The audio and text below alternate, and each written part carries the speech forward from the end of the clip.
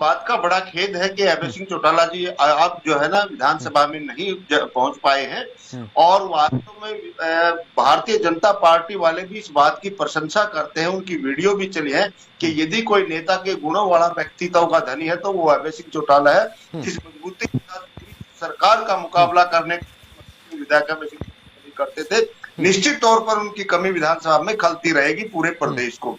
लेकिन जो हमारे दो विधायक हैं, इसमें जो अर्जुन चौटाला जी हैं और आदित्य चौटाला जी हैं, वो भी इंडियन नेशनल लोकदल पार्टी के वरिष्ठ जहां कार्यकर्ता है वहां वो विधायक बने, मजबूती से मुद्दे उठाने का काम करेंगे। और भारतीय जनता पार्टी की सरकार जो भी विरोधी कार्य करेगी, जहां भी जनता को परेशानी में डालने का काम करेगी, उस हर मुद्दे को हम मजबूती से उठाने का काम करेंगे। हमें पूरा विश्वास और भरोसा है। हमारे हालांकि दोनों ही विधायक पहली बार विधानसभा में जा रहे हैं, लेकिन इंडियन नेशनल लोकदल पार्टी का कार्यकर्ता जो कि आवाज उठाने के लिए, जनता की आवाज बनने के लिए जाना जाता है, विधानसभा में हम उसको उठाने का काम करेंगे। दूसरी बात खान साहब, मैं वत्स की बात बाद में करूंगा। सुरेंद्र भाटिया जी ने जो विश्लेषण किया इंडियन नेशनल लोकदल पार्टी के बारे में, मैं उसको सही मानता हूँ। ये सच्चाई कि जो अच्छा गोपाल कांडा जी के साथ समझौता होगा, उसमें कोई ज्यादा बड़ा लॉस वाली बात नहीं थी, ना ही मैं उसको ज्यादा बड़ा गलत डिसीजन मानता हूँ। पर थोड़ा सा रेक्टिफिकेशन करते हुए मैं इतना कहना चाहूंगा भाटिया साहब, जब प्रेस कॉन्फ्रेंस करके गोपाल कांडा जी ने स्टेटमेंट दिया कि हम सीटें जीतेंगे और जीतने के बाद हम भारतीय जनता पार्टी में जाएंगे, ये स्टेटमेंट गोपाल कांडा जी ने दिया, वो बिल्कुल टोटली हमारे खिलाफ उनका बयान गया।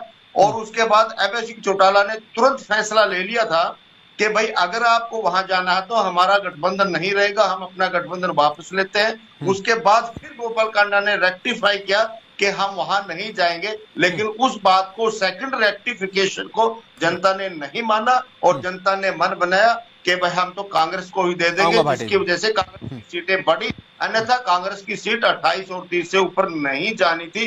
गोपाल कांडा के एक स्टेटमेंट के कारण ही कांग्रेस इतनी सीटें ले पाने में कामयाब रही है। दूसरी बात, जो वत्सी जी वाला आपने जो प्रश्न पूछा था, इंडियन नेशनल लोकदल पार्टी बहुत मजबूत पार्टी है मेरे भाई।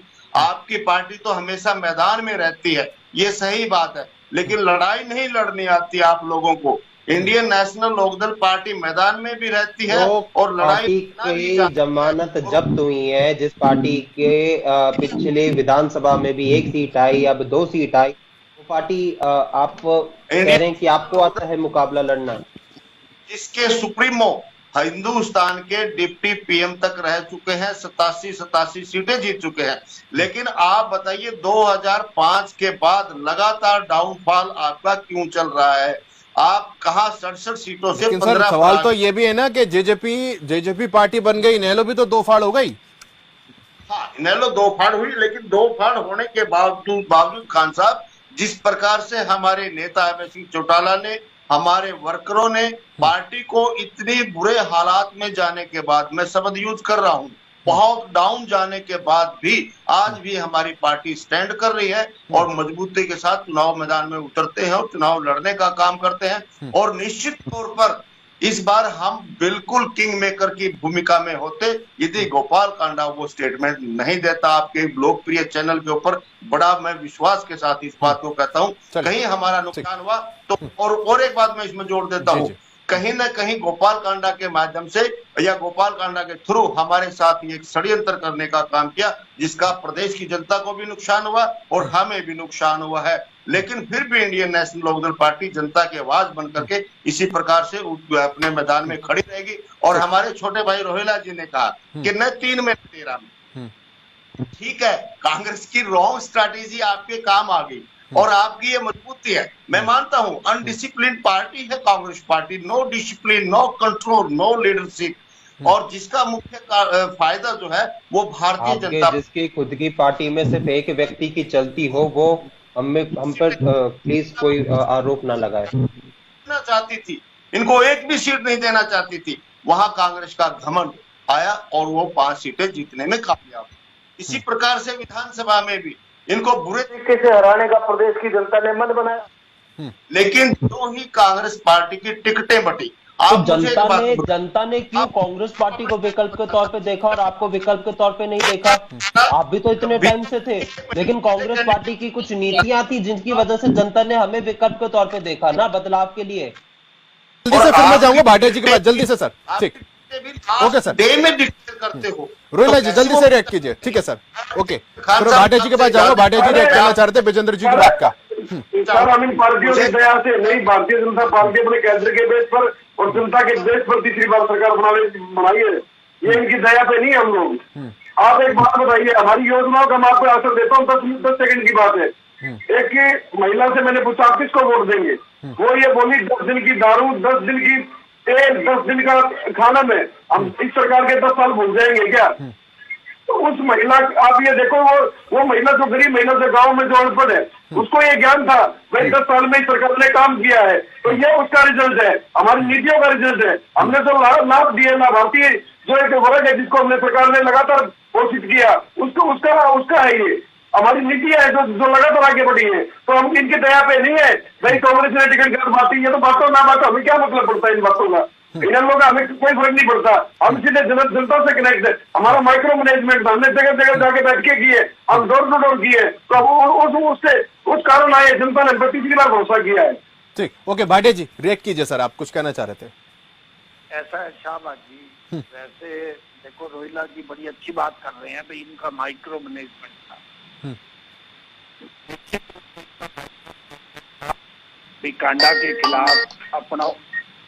के खिलाफ अपना उम्मीदवार उतारना है, अभय सिंह के खिलाफ कमजोर उम्मीदवार उतारना है, डबवाली में अपने ही भाजपा नेता को इनेलो में भेजना है और वहां कमजोर उम्मीदवार उतारना है।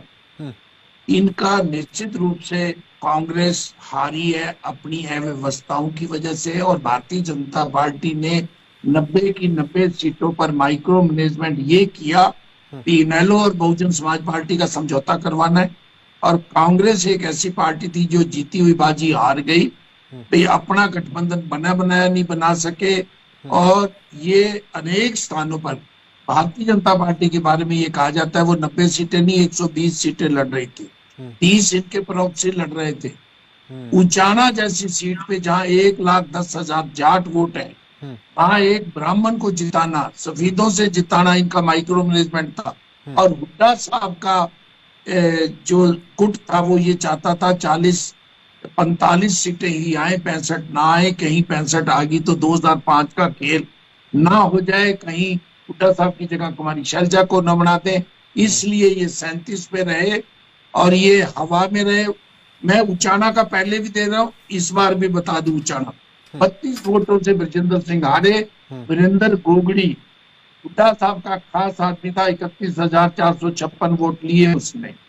इसी प्रकार बहादुरगढ़ में हुड्डा साहब के 2 आदमी चुनाव लड़ रहे थे, एक चाचा भतीजा, वहां हुड्डा साहब की कमिटमेंट थी अगली बार आपको टिकट देंगे। ये बीजेपी की ने माइक्रो मैनेजमेंट की।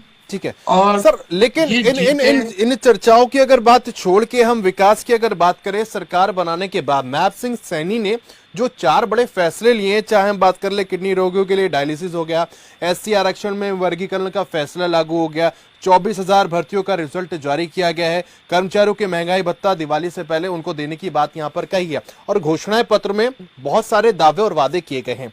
आप मानते हैं कि भाई विकास अब रफ्तार पकड़ेगा या फिर अब चुनौती यहाँ पर देखी जाएंगी? बहुत शाहबाज जी, 2 चीजें, जो एससी का वर्गीकरण किया, सुप्रीम कोर्ट का फैसला था, बीजेपी को वो सूट करता है क्योंकि अभी तक कांग्रेस सारा एससी समाज की बात करती थी, ये वर्गीकरण करके उसको बांट के अपने वोट लेगी एक बार।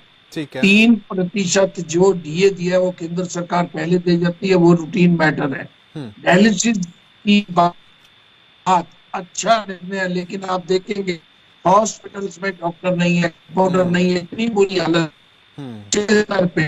तो बात 1 घंटे का जोड़ करें, बीजेपी पूरे है। हमारे रिपोर्टर लगातार जो है अस्पताल जा भी रहे हैं, उनकी व्यवस्थाओं का जायजा भी ले रहे हैं। अब सवाल बहुत मूलभूत यहाँ पर उठता है राजवीर रोहिला जी, वादे दावे तो किए जा